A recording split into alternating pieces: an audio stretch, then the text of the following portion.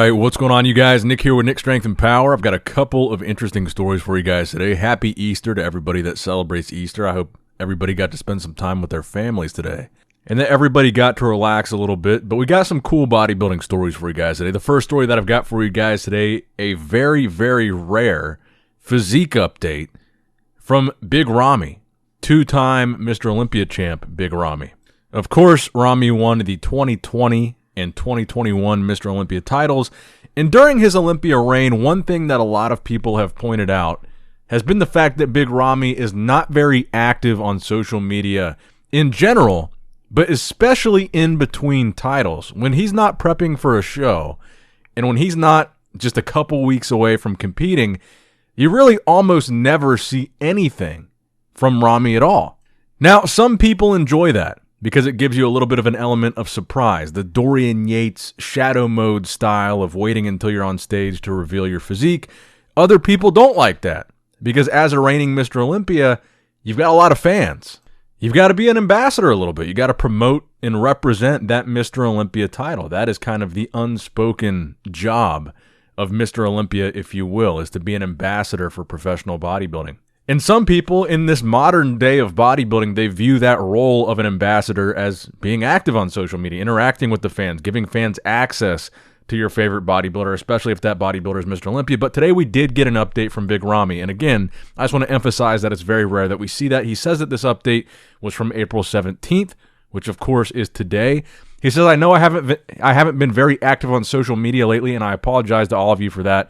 From now on, you'll see more of me. I promise you guys, which I think is cool and I think is noteworthy, because I do think there's a large portion of the bodybuilding fan base, the Big Ramy fan base, that want to see more of the Mr. Olympia champ during the year besides the month of the show. And really, truth be told, that has not been the case with Ramy his entire Olympia reign thus far. So what we have in this physique update from Ramy is a side chest in a back lat spread. Now, the interesting thing to me about this update is typically when Ramy does post an update, especially an off-season update, him or his coach, they really like to put how much Ramy weighs in that update. I think that was noticeably missing from this one, because usually it seems like it's this point in the off-season where Ramy is weighing the most. He's pretty far out from the show. This is like prime mass monster 350 plus pound Big Ramy time. And to me, honestly, I don't think he looks like the 350 plus pound off-season Ramy in these updates. I think he looks a little bit smaller. And that's probably a good thing. I mean, a lot of those years where we saw these big, crazy numbers from Ramy, like 360, 355, those were the years that Ramy wasn't able to come in shape. In this year, looking a little bit smaller. And again, it's kind of ridiculous to say that Ramy looks small in any way. But I think, honestly, he does here. He looks small for Ramy, I guess I'll say. But again, that's not to be an insult or a negative. That's just kind of my observation. And maybe it is a good thing, and maybe that will still mean a more conditioned version of Big Ramy. Maybe that is the end goal. But let me know what you guys think in the comment section below about the latest physique updates from Big Ramy. Now, next up in the news, Terrence Ruffin potentially retiring in the very near future. Now, this conversation on Terrence's Instagram story comes as the result of a Q&A, and it also comes in the wake, obviously, of the very, very noteworthy passing of Cedric McMillan. Now, the question was, do the recent deaths in bodybuilding worry you or make you question what you're doing? Now, Terrence's response here I thought was a very well-said one, well-spoken one, and I think it was interesting. So he says, no, I've always understood the risk when it comes to bodybuilding, and I have done things accordingly.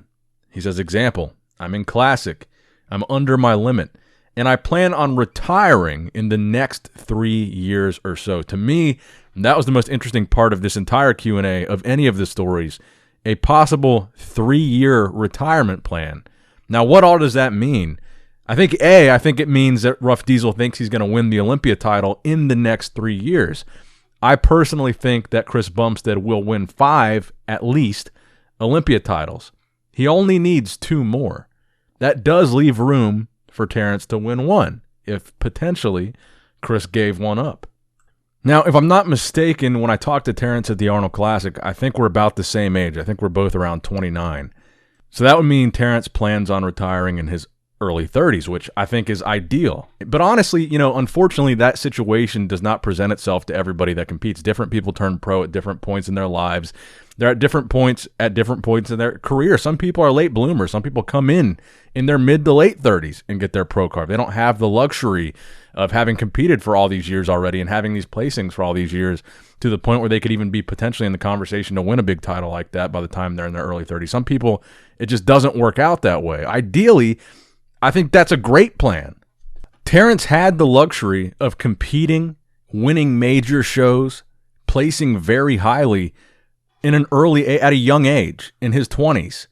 That's something not everybody gets to do. So if Terrence were to win an Olympia title in the next 3 years, and yes, I do think that's possible, why shouldn't he retire after that?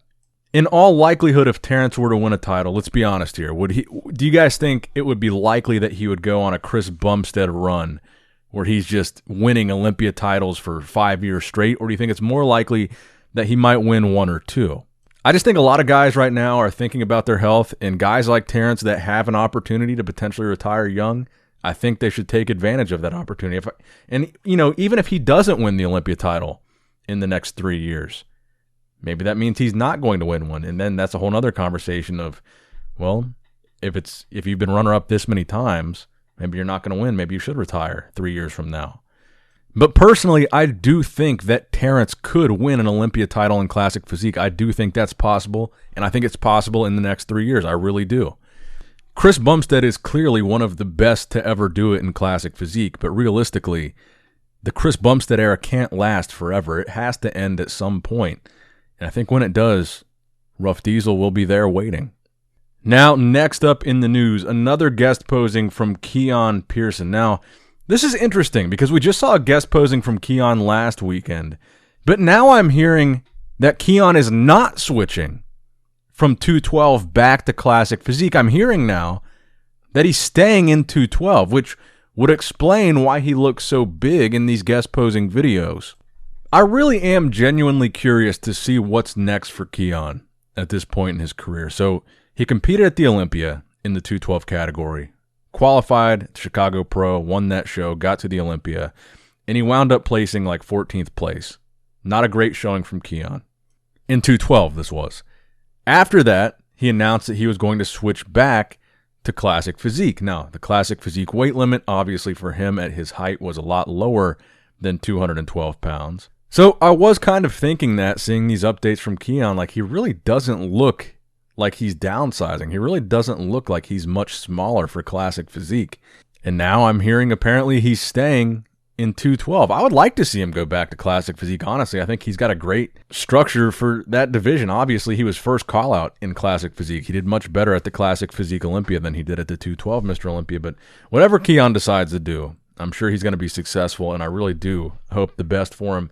Whether or not 212 is the right move, I really think he's probably, if he's going to play that game as far as being one of the bigger boys in 212, because he's going to be a lot bigger in 212 than he would be in Classic, I think he's really got to bring up the lower body. I think there's a lot more emphasis on lower body in 212 than there is in Classic, and I think there's a lot more emphasis on condition in 212 than there is in Classic, and that's what Keone found out at the Olympia. I don't see very many reasons why Keone couldn't do well staying in 212.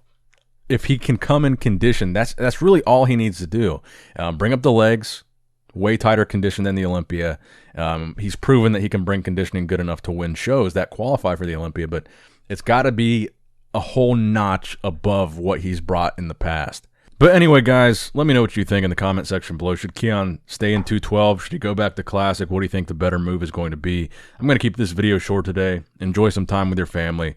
Make sure you guys hit that like button. Thumbs up the video if you enjoyed it. That really helps out a lot. Subscribe if you haven't already. Click that bell notification icon. And as always, I love you guys. I appreciate you guys. Nick Strength and Power, signing out.